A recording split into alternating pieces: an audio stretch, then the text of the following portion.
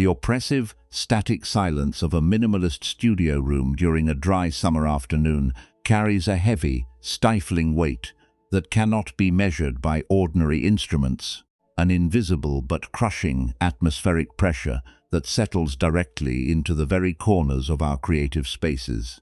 We sit with our bodies hunched over a sleek workstation, our eyes locked in a strained, hyper-focused stare at the blinding white glare of an empty digital canvas or a completely blank Word document that blinks its black cursor relentlessly at a hypnotic rhythm of 120 beats per minute.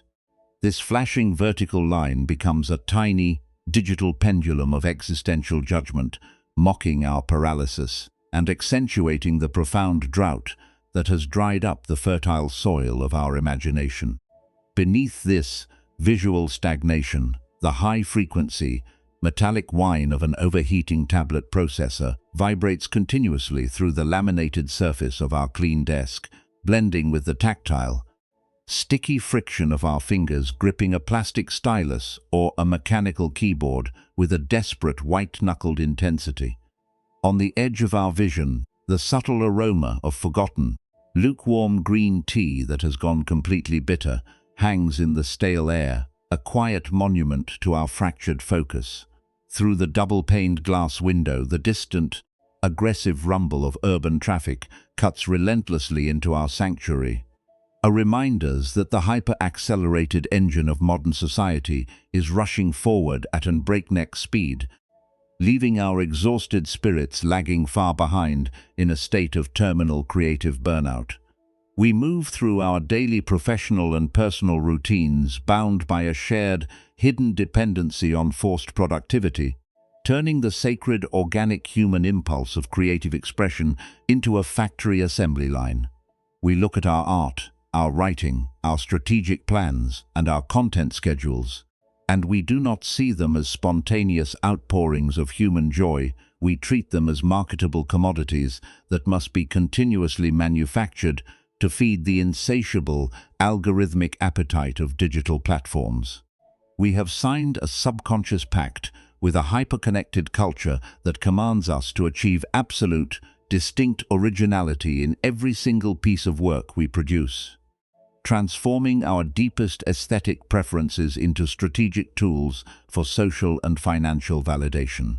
This collective obsession with performance forces us to evaluate our immediate inner reality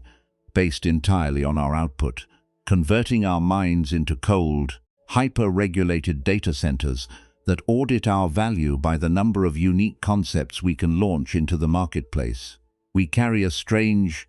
permanent heaviness in our creative endeavors, an endless anticipation of running dry that prevents us from ever arriving in the current room,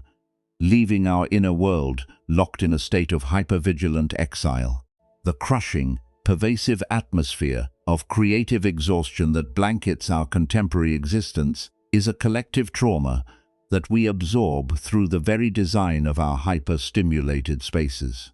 We live in an economic and cultural ecosystem that explicitly teaches us that stillness is stagnation, that rest is a symptom of laziness,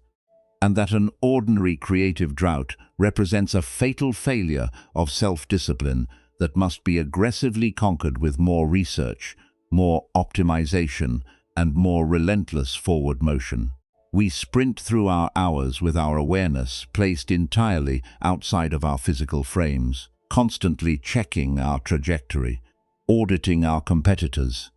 and trying to predict the precise behavior of an volatile audience. The atmosphere we inhabit is thick with an anticipatory friction, an endless preparation for a masterpiece that never arrives, which strips our immediate life of its primary color, its spontaneous joy, and its authentic, unpolished texture.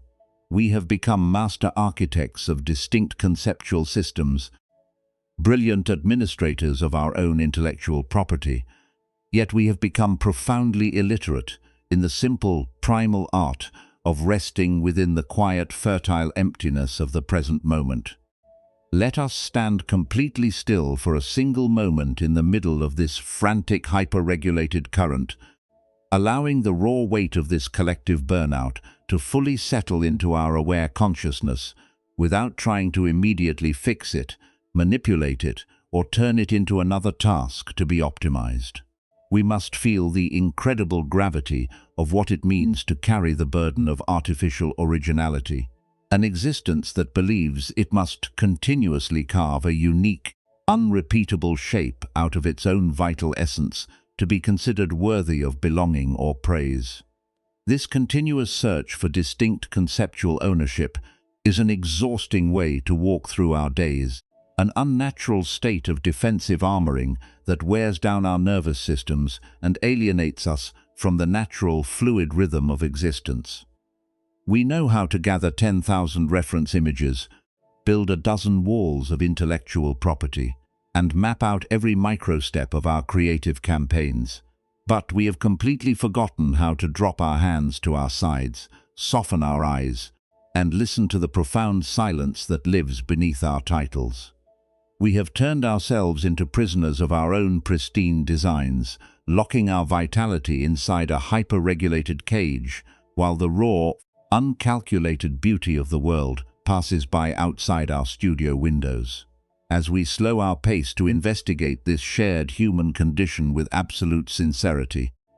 we can begin to shift our focus away from the external digital command centers, the blank documents, and the shifting conditions of the platform economy, and turn our entire attention inward toward the intimate, hidden geography of our own physical frame. The body never lies about the immense price we pay for our obsession with originality and our avoidance of creative emptiness. It records every single drop in innovative inspiration, every anticipation of professional irrelevance, and every scarcity trigger of stagnation in the silent, deep muscular networks of our anatomy.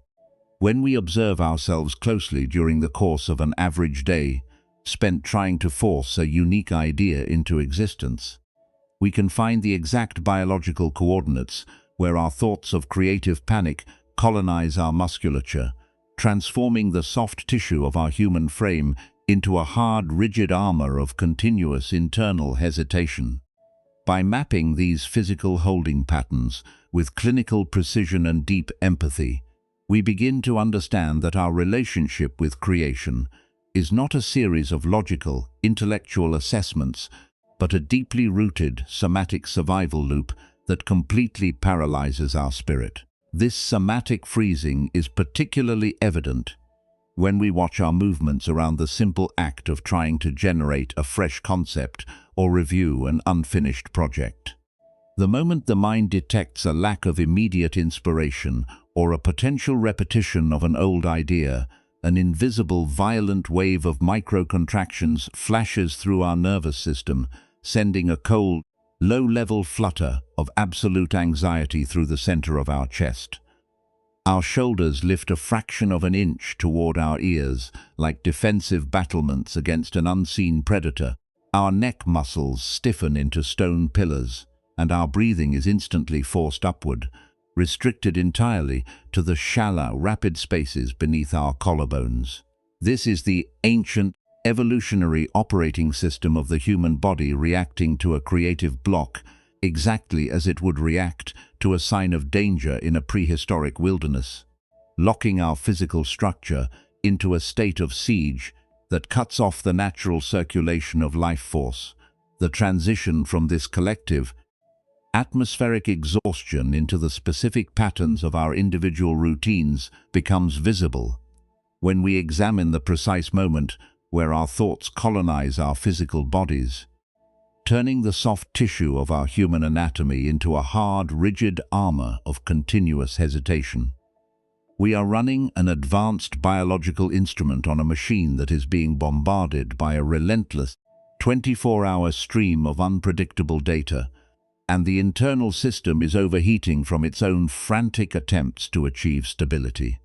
The physical symptoms we experience: a locked core, the strained eyes, the deep knot at the base of the skull,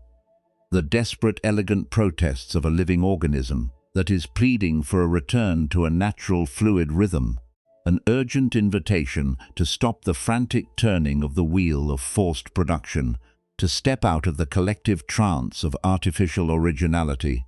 and to begin the delicate, necessary work of listening to the quiet, uncurated space that exists beneath the noise of our control centers, where the true process of inner transformation can finally find its footing. The transition from this collective,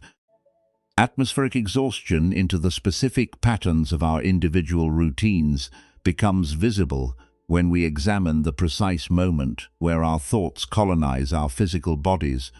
turning the soft tissue of our human anatomy into a hard, rigid armor of continuous hesitation. We are running an advanced biological instrument on a machine that is being bombarded by a relentless 24-hour stream of unpredictable data, and the internal system is overheating from its own frantic attempts to achieve stability. The physical symptoms we experience, the locked core, the strained eyes, the deep knot at the base of the skull, the desperate, elegant protests of a living organism that is pleading for a return to a natural, fluid rhythm. An urgent invitation to stop the frantic turning of the wheel of forced production, to step out of the collective trance of artificial originality, and to begin the delicate, necessary work of listening to the quiet, uncurated space that exists beneath the noise of our control centers, where the true process of inner transformation can finally find its footing. To fully dissect the underlying architecture of this modern creative affliction, we must track its expression through a universal psychological pattern that operates silently within the core of our high-performance culture. Let us look at the collective identity we can recognize as the architect of the perpetual masterpiece. This represents the highly sensitive, validation-driven creator, professional, or digital strategist who hitches their entire existential worth onto the praise and metrics received by their latest output. On the surface, the architect looks like a masterpiece of functional adaptation and modern capability. They are the ones whose portfolios are flawlessly curated, whose concepts are praised for their distinct styling, and whose work ethic is celebrated as the absolute standard of disciplined innovation. They possess an extraordinary capacity to synthesize trends, to analyze aesthetic data, and to construct highly original systems of thought that capture the brief, fragmented attention of the contemporary marketplace. Yet, when the public performance of production concludes and the long, silent hours of the deep night descend, the architect of the perpetual masterpiece collapses into a state of profound psychological confinement and internal desolation. The very capacities that made them formidable in the analytical theater, the hypersensitivity to patterns, the continuous evaluation of how every word or design projects into the next competitive cycle, and the obsessive curation of their choices become the precise instruments of their internal torture. They operate under a subterranean panic that their inspiration is a finite reservoir that has permanently run dry, treating ordinary, natural creative droughts as a sign of terminal personal decay and cultural obsolescence. They are caught in a relentless defensive posture, assuming that if they fail to produce something uniquely shocking or highly original even for a brief interval, their entire identity will instantly dissolve into complete irrelevance. They do not know how to cultivate a silent mind, they do not know how to let a concept rest unmonetized, and they do not know how to yield to the organic cycles of inspiration, because they have been deeply conditioned to treat their own soul as an industrial furnace that must be continuously stuffed with raw material to keep the smoke rising from the factory stacks. If we perform a meticulous somatic mapping of this individual's physical body during a moment of forced creative generation, we discover an anatomical landscape that has been transformed into a rigid, frozen monument to psychological strain. The biological freeze of creative stress begins with a chronic, unyielding contraction of the suboccipital muscles and the dense tissue at the very base of the skull. As the intellect tries to physically force an original concept into existence, a tight, low-level electric tension locks the upper cervical spine,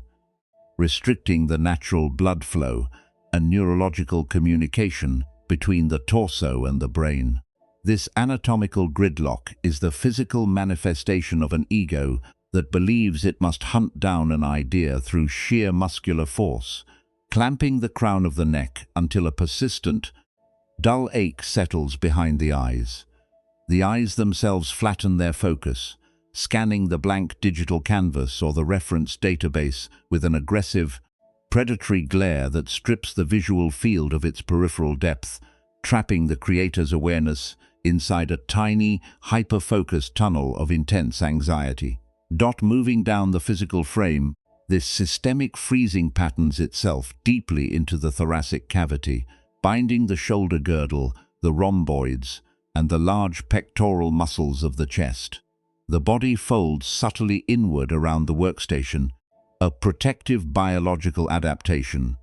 where the skeletal structure curves forward to guard the vulnerable, completely exhausted heart center from the perceived threat of critical failure.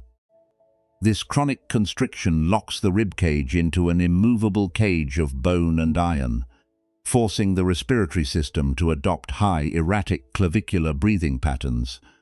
The breath never drops below the collarbones, moving in shallow, rapid gasps that signal a persistent state of fight or flight to the amygdala, keeping the entire neurobiological network bathed in a toxic chemical soup of survival hormones, while the individual is sitting perfectly motionless in an ergonomic chair. Concurrently, a dense, rigid clenching colonizes the abdominal wall and the diaphragm, creating a persistent sensation of cold hollowness and visceral knotting in the center of the stomach. The metabolic engine is completely frozen by the mind's demand for immediate execution, turning the soft, intuitive center of human instinct into a hard, defensive barrier that blocks the natural rising of spontaneous, uncalculated expression. This continuous state of physiological emergency introduces the profound metaphorical system of the ice sculptor in the high noon sun. Imagine a manic artisan who arrives at the center of a wide, crowded public square during a burning summer solstice, determined to secure their legacy and value by creating the most intricate, complex sculpture the world has ever witnessed. The artisan selects a magnificent, massive block of frozen water, picks up a razor-sharp iron chisel, and begins to hack away at the medium with frantic, breathless intensity. They carve delicate wings, hyper-tailed faces, and dizzying geometric patterns into the ice, refusing to pause for food, water, or rest. The crowd gathers around the display, shouting praise, filming the performance, and demanding that the artisan produce even cleaner lines and more shocking shapes to maintain their entertainment. Driven by this validation, the sculptor works even faster, pouring every ounce of their muscle fiber and life force into the design, treating every chip of falling ice as a monumental victory for their personal property. However, because the artisan is working under the blazing glare of the high noon sun, an absolute, unyielding law of nature is operating simultaneously beneath their tools. The intense solar heat is continuously warming the atmosphere, causing the fine lines of the wings to blur, the detailed faces to lose their definition, and the entire structural foundation of the ice block to liquefy into anonymous streams of water that drain away into the dusty stones of the square. Overwhelmed by absolute horror and an inability to accept this natural dissolution, the sculptor refuses to lay down their chisel or look up at the sky. Instead, they enter into a state of hysterical panic, using their bare hands to frantically catch the melting water, trying to force the liquid back onto the frame, and slicing into the remaining core with even greater violence to find a shape that will somehow resist the heat. They blame their tools, they curse their own hands for being too slow, and they scream at the medium for its instability, completely unaware that their frantic struggle is an exercise in absolute vanity. because no amount of technical discipline or manic willpower can ever force an ice block to remain a permanent monument beneath a summer sun. We live our creative and professional lives in this exact state of exhausting, artificial tension whenever we allow our minds to act like this manic artisan, trying to carve a permanent, commercialized identity out of the inherently temporary, ever-shifting currents of our human consciousness. We look at our temporary thoughts, our passing insights, and our brief moments of public acclaim, and we attempt to chemically lock them into an artificial green state, turning them into solid, unyielding monuments of private property that we can market, defend, and hoard forever. We treat the natural, biological autumn of our imagination, the quiet winter phases where the soil of the mind must go completely fallow to regenerate its resources, a catastrophic defect that must be aggressively hidden from our peers. We use the melting wax of intense overworking, digital stimulation, and emotional masking to keep the appearance of continuous inspiration alive, turning our soft biological bodies into fragile, hyper-vigilant cages that are terrified of the simple, uncurated flow of time, completely oblivious to the reality that while we are busy optimizing our shapes, the actual, living current of our vitality is melting away beneath our stationary tools. The deep tragedy of this relentless pattern is that our frantic attempt to carve the permanent ice block completely isolates us from the deep, generative currents of our own human existence. When our relationship with our own expression is mediated by the absolute demand for distinct originality, our consciousness transforms into a highly critical editing suite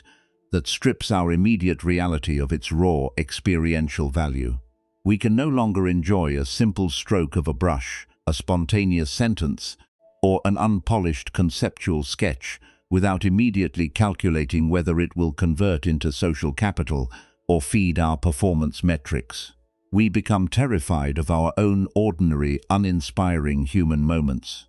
viewing the natural resting phases of our intellect as existential emergencies that must be instantly suppressed with caffeine, screens, and relentless forward motion. We sentence our own spirit to a lifestyle of permanent repair, chasing the illusion of a flawless, artificial original design, while our inner sanctuary withers from a total lack of authenticity, space, and direct, unarmored contact with the living earth.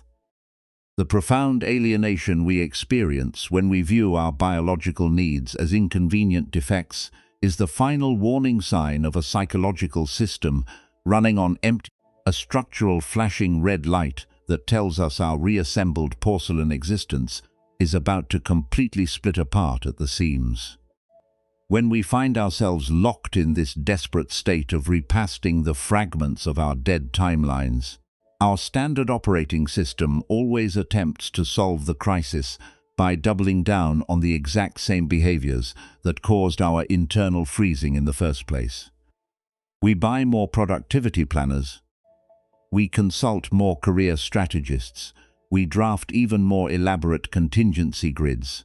And we tell ourselves that if we just push through the exhaustion for another month, our life will finally return to its original, unbroken trajectory. We treat the shattering of our expectations as a temporary tactical setback that can be overcome with a massive injection of raw willpower, completely blind to the reality that the structural fault line we are fighting is not a localized problem in our career or our relationships, but a fundamental misunderstanding of how the universe operates. We are trying to force a fluid, ever-changing world to conform to a rigid mental blueprint, and the intense friction we feel in our throats, our shoulders, and our stomachs is the direct mathematical result of that impossible collision.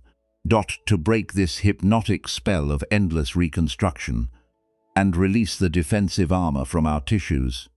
we must possess the courage to step entirely out of the active editing suite of our thoughts and drop back into the seat of the expansive, panoramic observer. From this wider, unclouded vantage point, we can begin to use the razor-sharp scalpel of ultimate reality to systematically dissect the core existential illusions that keep our feet turned to stone amid the ruins of our plans.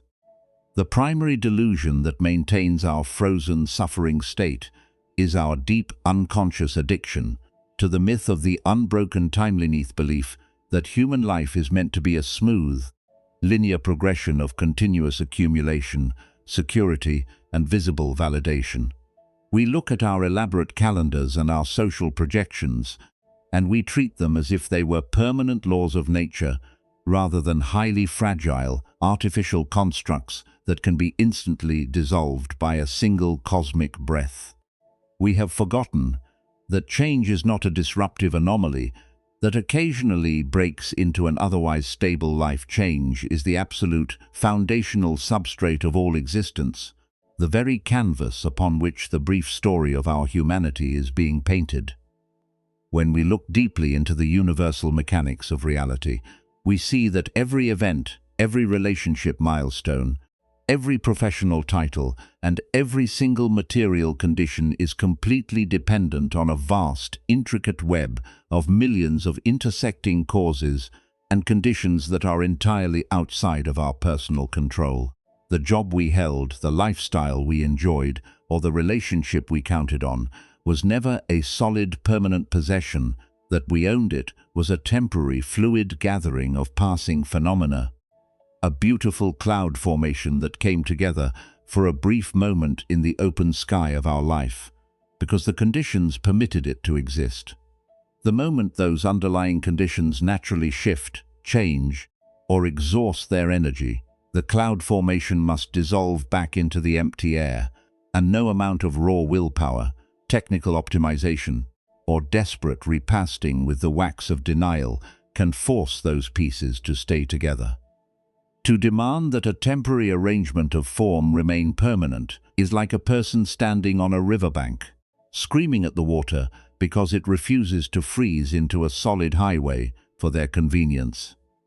Our immense grief is not actually caused by the change itself, nor is it generated by the sudden disruption of our circumstances. Our suffering is born entirely out of our rigid, unyielding refusal to allow what is naturally temporary to pass away when its time has come. This profound psychological error is illuminated with surgical precision through the timeless diagnostic of the two arrows, a psychological law that blocks the precise anatomy of human misery. When a sudden crisis lands in our lives, when the relationship ends, when the project collapses, or when the physical body experiences an unexpected declac in a nervous system, is struck by a sharp, stray arrow of circumstantial reality. This first arrow causes immediate localized pain, emotional bleeding, and a temporary disorientation of our psychological mapping, signaling an urgent condition that requires our absolute tenderness and care.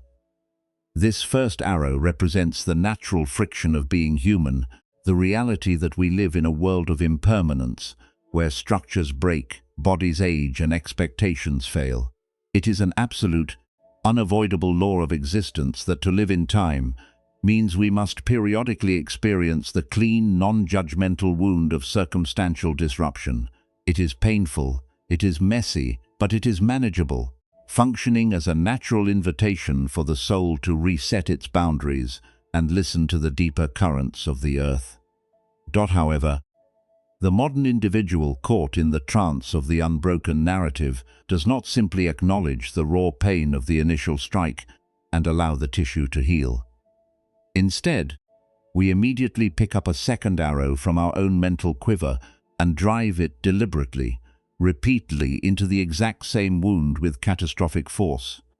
This second arrow represents our internal,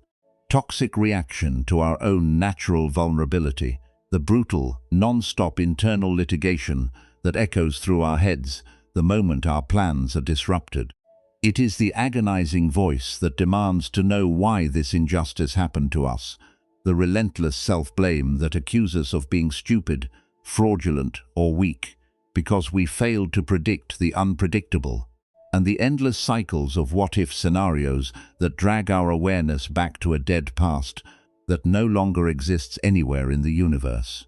The first arrow causes a localized bruise. The second arrow introduces an absolute, self-inflicted poison that spreads through our entire psychological ecosystem, paralyzing our capacity for action, locking our muscles into a permanent state of survival bracing, and completely freezing our life force. We must awaken to the fact that 90% of the exhaustion, emptiness, and creative paralysis we carry through our modern days is not the result of the first arrow of circumstantial change, but the continuous automated trajectory of this second arrow. We are not breaking down because our lives are complex or because the marketplace is volatile. We are breaking down because we are using our advanced human intelligence to build a private torture chamber where every unpredicted event is met with immediate internal persecution. The moment a plan fails, our analytical mind transforms the structural fracture into an indicator of absolute personal deficiency, sentencing our spirit to a state of permanent exile inside the ruins of our old timeline. We prefer to stand at the intersection trying to reassemble a dead porcelain identity with the melting wax of our anxieties, rather than endure the raw, unpolished, but inherently free reality of making a fresh step into the unknown. This is the ultimate distortion of our cognitive architecture. We have turned our capacity for deep reflection and foresight into a weapon of self-sabotage, using our focus to construct a more efficient cage for our vitality rather than animating our body to flow with the river of life. This profound psychological trap was illuminated thousands of years ago in a historical dialogue between a master teacher and a young mother named Kisa Gotami, whose life had been completely decentralized by the sudden tragic death of her infant child. Overwhelmed by absolute grief and a complete inability to accept the altered landscape of her existence, she carried the lifeless body of her son from house to house through the village, frantically begging her neighbors to give her a magical medicine that would restore his breath and reassemble the broken vase of her maternal expectations. The villagers looked at her with deep pity and sorrow, realizing that her mind had been completely fractured by the intensity of the second arrow, yet no one possessed the structural leverage to break through her wall of denial. Finally, she was directed to the master teacher, who sat quietly beneath the shade of a large tree, his body resting in a state of absolute unarmored presence on the bare earth. She rushed to his side, placed the dead child at his feet, and demanded that he immediately produce the precise formulation that would reverse the change and fix her broken reality. The master teacher did not offer her abstract philosophical theories about impermanence, nor did he attempt to aggressively tear away her defensive armor with logical arguments. Instead, he looked at her with a depth of compassion that completely held her space, and he delivered an incredibly practical, behavioral instruction. He told her that he could indeed prepare the medicine she required, but to do so, she must first walk back into the village and bring him a single handful of tiny mustard seeds. There was only one absolute condition attached to the task. The mustard seeds must be gathered from a home where no husband, no child, no parent, no friend, and no servant had ever died. Believing that her salvation was finally within reach, Kisa Gotami immediately sprinted back to the village, her focus entirely locked on fulfilling the technical criteria of the cure.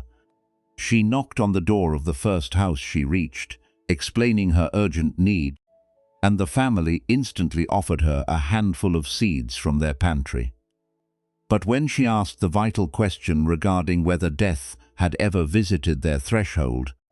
the family looked at her with heavy eyes and replied that the living were few, but the dead were many, for they had lost their eldest grandfather just the previous winter. She thanked them, left the seeds behind,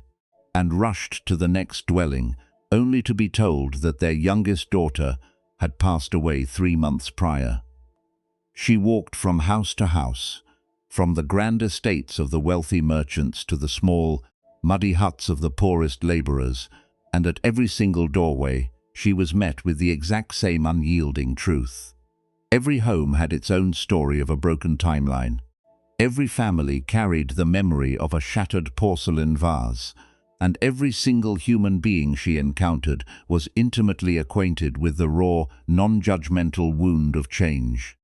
As the sun began to set behind the distant hills, casting long shadows across the dusty roads of the village, a profound, panoramic insight broke through the thick crust of her denial. She realized that her individual trauma was not a unique injustice inflicted upon her by a cruel universe, nor was it a personal failure of her competence. She was looking at the universal democratization of loss, the absolute truth that all structured forms must eventually dissolve, and that her frantic attempt to hold on to the dead child was an attempt to fight the very nature of reality itself. She carried the body of her son to the quiet forest, gently laid him down beneath the earth with immense tenderness and reverence, and walked back to the master teacher, her body completely empty of its defensive bracing, her shoulders dropped, and her jaw relaxed. When the teacher asked if she had brought the mustard seeds, she looked at him with clear, unclouded eyes and replied that the lesson of the seed had already performed its work, for she had dropped the illusion of the unbroken narrative and was finally ready to receive the reality of her life as it was. We are behaving exactly like Kisa Gotami whenever we allow our modern existence to be paralyzed by the illusion that our personal timelines must remain completely unblemished for our lives to be real. Our frantic digital overworking, our defensive social curation, and our obsessive holding patterns are nothing more than our own desperate attempts to find a house in the village where no mustard seed of change has ever been sown. To seek our ultimate security in the permanence of our structures is like a thirsty traveler trying to drink the mirage in the desert, opening their mouth to absorb the shifting air and wondering why their soul remains parched, cracked, and bleeding. Real freedom, deep tissue release, and authentic authority begin when we step completely out of this exhausting intellectual negotiation, let the fragments of our old plans lay flat upon the ground, and realize that we do not need an unbroken vase to contain our light, because our true nature is not the fragile porcelain vessel, but the living, indestructible current of awareness that flows through the pieces. The radical, deep-seated realization that our creative devastation is not caused by the initial exhaustion of our ideas, but by the relentless, toxic trajectory of our own second arrows, provides the exact evolutionary lever we need to begin the practical somatic work of rebuilding our inner life. We cannot simply think our way out of a sensory and physiological prison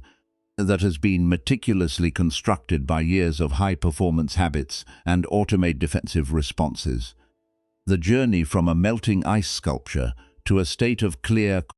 unbreakable resilience requires a direct, structural intervention at the level of our physical tissues, our breathing patterns, and the concrete, unshared environments of our daily routines. If we restrict our transformation to an intellectual philosophy or a conceptual theory, the very moment an unpredicted demand occurs, a long-term project stalls, or a sudden creative block hits our screen, our ancient survival mechanisms will instantly seize control of our behavior. Our skulls will clamp into an iron lock of forced processing, and our shoulder girdles will freeze back into a heavy protective shield. Therefore, the architectural blueprint of our liberation must be immensely practical, grounded entirely in our immediate somatic experience, and integrated directly into the high-speed cadences of the modern world we inhabit every single day. The first foundational pillar of this daily mental and physical discipline begins with a systematic de-escalation of the severe tension at the base of the skull, a practice we can define as the release of the upper cervical armor. Because the frantic strain to hunt down an original concept and prove our worth expresses itself physically through a chronic, cold contraction of the suboccipital, muscles locking our focus into a narrow, predatory tunnel that starves the brain of natural circulation, must learn to use deliberate sensory widening to signal absolute neurobiological safety back to our brainstem. At multiple intervals throughout our waking hours, specifically when we feel the low-level flutter of creative panic arising from a blank document or an impending deadline, we must train ourselves to establish an internal radar that scans the physical state of our neck and eyes. We will almost invariably discover that we are jutting our chin forward toward the display screen, clenching our jaw and straining our vision as if trying to physically drag an idea out of the digital void. The direct somatic intervention requires us to pause exactly where we are. Lean our upper body slightly back into a position of passive skeletal alignment, and completely let go of the muscles surrounding our eye sockets. Dot with our gaze softened and relaxed. We deliberately expand our visual awareness into our peripheral fields, consciously noticing the shapes, colors, and empty spaces to the far left and far right of our current seat without moving our head. This simple act of widening our peripheral vision instantly interrupts the task-driven, stress-fueled attention network of the brain, downshifting our nervous system from a state of survival-driven threat into an open, panoramic baseline of calm observation. As our eyes relax, we gently draw our chin slightly downward and inward, lengthening the vertebrae at the very top of our neck and creating a wide, unconstricted channel for blood flow and neurological communication to pass freely between our heart and our head. We maintain this spacious posture for 2 full minutes, allowing the hard, frozen knot at the base of our skull to dissolve into a soft, responsive cushion of tissue, signaling to our amygdala that there is no predator in this studio, that our life is not endangered by an unfinished canvas, and that it is entirely safe to drop our electrical weapons. This physical recalibration must be immediately supported by a conscious repatterning of our respiratory mechanics, a discipline we can understand as the training of the oceanic breath. The shallow, high clavicular gasps that characterize our engagement with forced creative production are the material signs of a biological system operating on a simulated battlefield. To reverse this internal tyranny and flush our cells with stabilizing energy, we must train our breath to mirror the slow, unhurried, and immense rhythm of deep-sea waves rolling onto a wide shore. Whenever we feel our intellect tightening around a project, we place one palm gently flat over the center of our chest and the other over our lower abdomen. We take a slow, continuous inhalation through the nose, consciously directing the incoming air past the boundaries of our tight chest and letting it drop deep into the very base of our torso until our lower belly expands outward against our lower hand, like a soft, rising tide. We hold that inhalation for a brief, quiet moment of absolute stillness, allowing our awareness to rest in the rich fullness of the oxygenated present, and then, as we begin to exhale, we release the air through relaxed lips, while producing a very low, audible, subvocal hum or sigh of relief that resonates directly within the tissue of our chest and throat. This deliberate somatic vibration acts as a visceral key that unlocks the frozen pectoral and diaphragmatic muscles, sending a continuous stream of safety signals through the vagus nerve to deactivate the sympathetic nervous system. We practice this oceanic breathing for 5 consecutive cycles, consciously letting the frantic need to be unique, the fear of professional irrelevance, and the defensive bracing of the performed self melt out of our upper body, transforming our chest into a wide, relaxed space that can witness the rising and falling of creative desires without absorbing them into our identity. We strictly refuse to hold our breath in anticipation of a perfect concept. Instead, we treat each respiration as a complete self-contained cycle of nourishment that requires absolutely no external validation to be perfect. This deep somatic de-armoring provides the essential biological stability required to execute a radical cognitive reframing of our creative materials. A practice we can describe as the daily application of the tool-dropping protocol. The modern mind behaves exactly like the manic ice sculptor who destroys their own physical health, trying to catch melting water beneath a burning sun, believing that their happiness is entirely dependent on forcing a temporary form to stay permanent. To break this destructive momentum, we must actively introduce a behavioral discipline into our daily routine that teaches the nervous system that expression can exist entirely separate from the marketplace, financial competition, and platform metrics. We dedicate a specific hour of our week to the execution of completely unmonetized play, intentionally engaging in creative acts that carry an absolute guarantee of anonymity, imperfection, and non-sharing. We pick up a brush, a pen, or a camera, and we produce expressions with the explicit, unyielding rule that the final result will be instantly destroyed, erased, or hidden away in an unshared folder where no external eye can ever evaluate its worth. By creating this sacred, unmonetized boundary, we teach our intellect a profound lesson. We do not create to feed an algorithm or to secure an artificial identity of absolute originality. We create because it is the natural, organic nature of the human spirit to play, to explore, and to reflect the beauty of the world. We strip our tools of their commercial anxiety, allowing our hands to move across the canvas or the keyboard with the light, unburdened freedom of a child playing in the sand, completely unbothered by whether the tide will wash the design away by evening. We reinforce this cognitive liberation by actively embracing the profound practice of non-ownership over our ideas, recognizing that no thought, no color scheme, and no arrangement of words belongs exclusively to our small ego self. When a beautiful concept naturally arises within our awareness, we refuse to trap it, hoard it, or defend it as our private property. Instead, we let it move through our body like wind, through the hollow chambers of a bamboo flute, honoring it as a temporary gift from the collective human lineage, and allowing it to express itself without demanding that it grant us permanent fame or permanent safety. To integrate this unshakable internal self-stewardship into the high-speed cadences of our professional and academic careers, we must practice the discipline of the intentional somatic pause before every single digital and environmental transition. Before we unlock our devices to check our performance metrics, before we open a new tab to research what our competitors are producing, and before we sit down to generate a concept for a demanding client, we place our hands flat upon our thighs.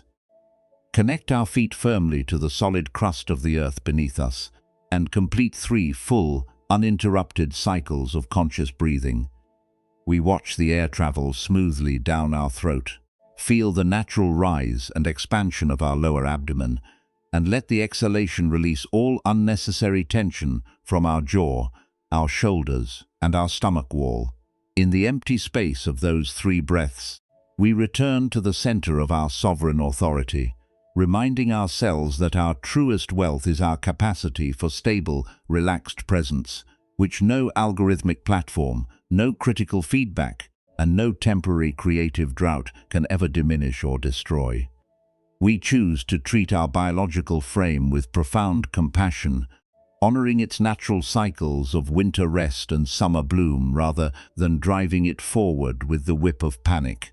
ensuring that the vessel of our spirit remains whole, resilient, and perfectly prepared to mirror the universe with absolute, unclouded clarity.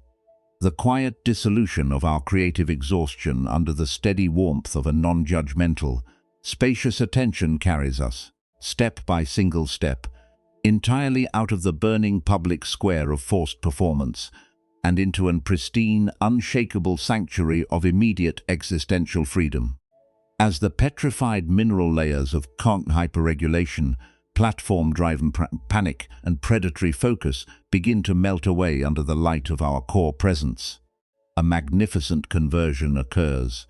Within the deepest corridors of our cells, we find ourselves crossing the threshold into a state of consciousness that feels entirely distinct from our long, exhausting history of carving temporary ice blocks and managing public impressions. This is a baseline state of absolute being that we can recognize as the pristine lucidity of the polished lens. It is not a condition of detached coldness, nor is it a state of total withdrawal where we reject the beautiful complex movements of our artistic or professional responsibilities. Rather,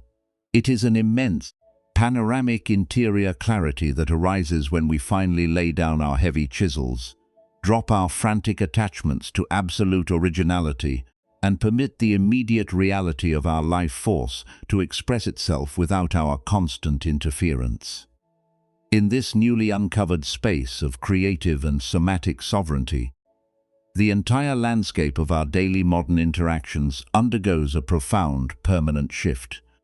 When we encounter a sudden dry season in our imagination, an unexpected critique of our concepts, or a brief moment of professional stagnation, we no longer view it as a cataclysmic threat to our fundamental worth as living beings. The frantic, hyper-vigilant momentum that used to drive our days, forcing us to continuously scan reference databases and hunt down unique styling to validate our existence, is replaced by an exquisite, cool transparency. We move through our design rooms, our corporate offices, and our social circles with the unhurried dignity of a crystal lens that remains entirely undisturbed by the bright flashes of color passing through its frame. We discover that we can create more deeply, write more fluently, and execute our strategic projects with far greater efficiency, precisely because we are no longer asking our output to rescue us from a hidden sense of deficiency or provide us with a permanent monument of private property. We have stopped trying to freeze the river of change into an artificial highway. We are simply present, resting entirely in the undeniable perfection of the current room. This state of unconditioned autonomy introduces a profound, deep-tissue weightlessness that registers in every single coordinate of our biological frame. Our suboccipital muscles remain completely soft and open, our shoulders drop away from our ears in a posture of effortless structural integrity, and our breathing travels all the way down into the wide, flexible basin of our lower abdomen, filling our bodies with a continuous chemical signaling of absolute peace.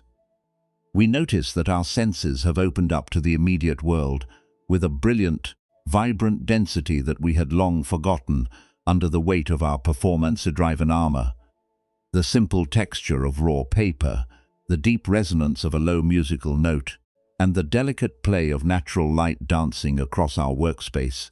are experienced as profound, self-contained miracles that require absolutely no market optimization or competitive curation to be perfect. We have returned to the primary, unadulterated language of the living cosmos, stepping completely out of the small, airless tomb of our hypothetical masterpieces and expanding our awareness into the boundless, fluid current of immediate experience. As we rest within this clear interior architecture, we begin to realize the absolute truth of the historical teachers. Timeless reminder that true liberation is found not in the permanence of the forms we carve, but in the radical, unconditioned transparency of the consciousness that witnesses their arising. We see that our continuous content schedules, our frantic micromanagement of trends, and our defensive holding patterns were nothing more than the unexamined scripts of an ego that had forgotten its own infinite capacity to mirror the universe with spontaneous, uncalculated intelligence.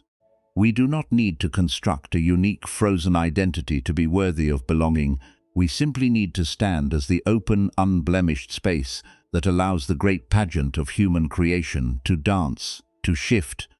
and to dissolve precisely as it pleases.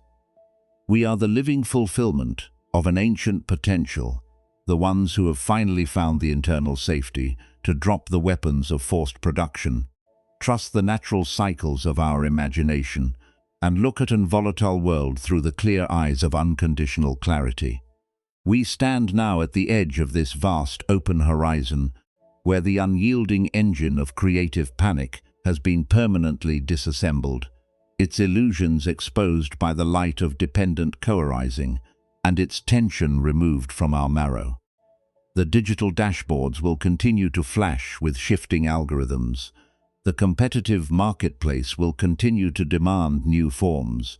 and the ordinary frictions of our contemporary lives will inevitably arrive, but they can no longer colonize the sacred interior sanctuary of our soul.